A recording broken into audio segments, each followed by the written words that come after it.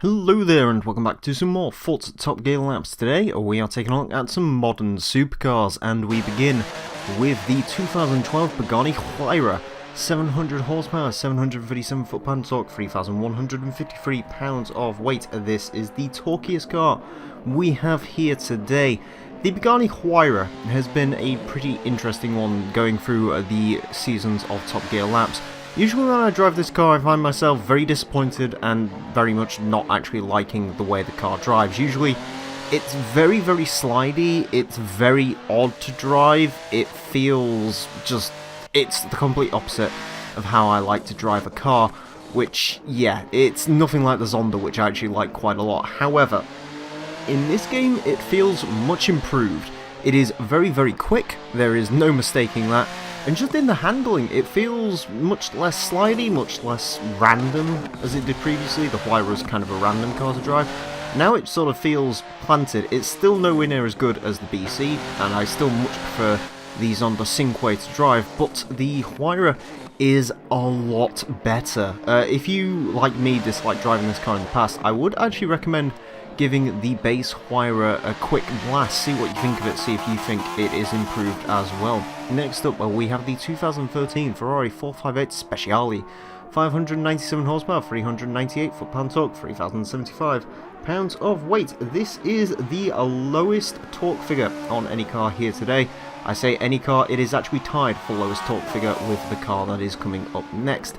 The 458 Speciale is a car I actually do quite like. I'm not much a fan of the standard Ferrari 458, I've spoken about this before, but I thought the Speciale sort of spiced things up a bit, made it a little bit more interesting. I still prefer the 488 over the Speciale, and I much prefer the Pista over the Speciale, but it's still a pretty cool car. And I actually really quite like the way this one is to drive. Unfortunately, when this car was first introduced in Forza Horizon 2, it was fantastic to drive, and sort of in Forza 6 it did lose a little bit of that. It felt a bit weird. In this game, it still kind of does. It is extremely quick, do not get me wrong. However, the front end on this feels very light. It actually does the lift up that you'd get on a Porsche 911. The front end will actually lift on this car, which is a little bit strange. But once you get past that, it's actually a pretty good driving car. Whether it's an improvement on the standard 458 these days, because the 458 is very good to drive, is really up to personal opinion. Next up, we have the 2013 Audi R8 Coupe V10 Plus, 542 horsepower, 398 foot-pound torque, 3,682 pounds of weight. This is the least powerful car here today, and again, as previously mentioned, it is tied for the lowest torque figure with the previous car, the 458 Speciale. The Audi R8, a car which I've been quite vocal on my dislike for. I've never liked the R8. It just, for me, I don't see why it exists. It's a sensible supercar, and the last thing a supercar should ever be is sensible. I find it pretty boring. I just don't like anything about this car really at all, other than the engine note. But if I wanted the engine note from the Audi R8, I'd buy an Huracan or a Gallardo. So, yeah, not a particular favourite of mine. This car to drive as well, it's just not great. It's got a very heavy front end. It's just a heavy car in general, to be honest with you. Very understeery. And as someone who likes understeer, yeah, this is sort of even starting to sort of mess me around a little bit. Not a fan, really not a fan of the way this car drives. So here's another one, kinda, I guess they're sort of sister cars. It's the 2014 Lamborghini Huracan LP610-4, 602 horsepower, 413 foot-pound torque, 3,135 pounds of weight. Of course, the Audi R8, the previous one that we just had, was based on the Gallardo, and this is the newer version of that car, the Huracan, a car which I do prefer over the Gallardo. Yeah, I do have to agree with some of the criticisms about the Huracan. It is a very sort of corporate Lamborghini, I guess, designed to sell. Not quite as interesting as the Aventador, but nevertheless, a car that I do quite like. And in this green, I think, yeah, it does have the traditional Lamborghini charm. As far as it goes to drive, well, the way I've got it written here pretty much describes my thoughts on the car in general. It's the Audi, but better in every single way. It is quicker than the Audi, it is better at turning in than the Audi. I do have to admit, understeer, the Lamborghini does have some. You find it with all four-wheel drive Lamborghinis, they do have a little bit of understeer, but it's nowhere near as bad as it is in the Audi. It also feels a lot lighter than the Audi, and that's because it is. It's 500 pounds lighter. It's just better in every single way than the Audi R8. Next up, we have the 2015 Ferrari 488 GTB, 660 horsepower, 560 foot-pound torque, 3,252 pounds of weight. The successor to the Ferrari 458. While it did look pretty similar to the 458, this car of course sported a turbocharged V8 engine, unlike the 458, which was naturally aspirated, giving it a power bump.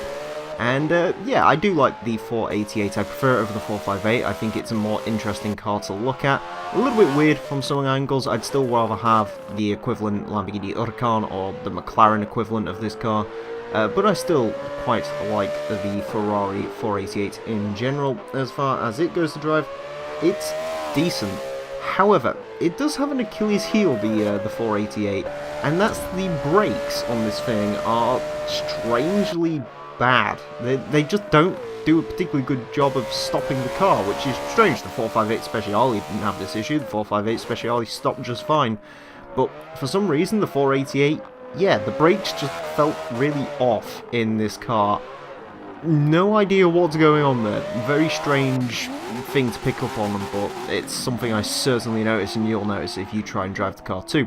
Next up, we have the 2016 Lykan Hypersport, 780 horsepower, 707 foot-pound torque, 3,042 pounds of weight. This is the most powerful car we have here today, and yes, I can hear you in the comments.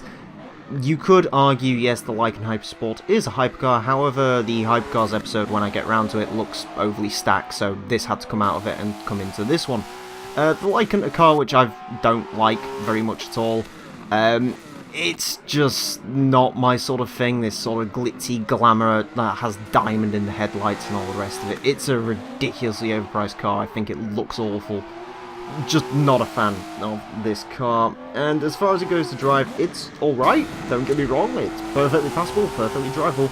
A little bit odd. I did review this car back in Forza Motorsport 6, where I found it to be odd. It had a very awful gearbox, and it sort of have carried that on to this game as well. It's very slow to change, which is strange, and just everything about this car just feels odd and off. It's just not a nice car to drive overall. Next up, a 2016 Lamborghini Aventador LP750-4 SV, 740 horsepower, 508 foot-pound torque, 3,868 pounds of weight. This is the heaviest car here today. Unsurprisingly, it's, well, the biggest car here today, and it's of course an all-wheel drive Lamborghini. The Aventador, a car I do quite like a lot. It's probably one of my favourite V12 Lamborghinis. It's between this and the Murcielago, more specifically the LP640, as to which one is my favourite. Personally, the SV, I've always never really been a fan of the SV line of Lamborghinis. The Murcielago I thought looked odd. The Aventador I think looks better. It's certainly taken to the SV modifications better. I still don't think it's a particularly great looking car, certainly doesn't look as good as the stock car, but it is mad, and a Lamborghini should always be mad. As far as it goes to drive, for me this car is absolutely spot on the money. It is fantastic, it is quick, it's lovely to drive. It gives you no problems, it has no incidents, it doesn't try to oversteer, it doesn't try to kill you. It just gets you through the corners. It's an awesome car to drive, a car that you can be extremely consistent in. Fantastic, loved it.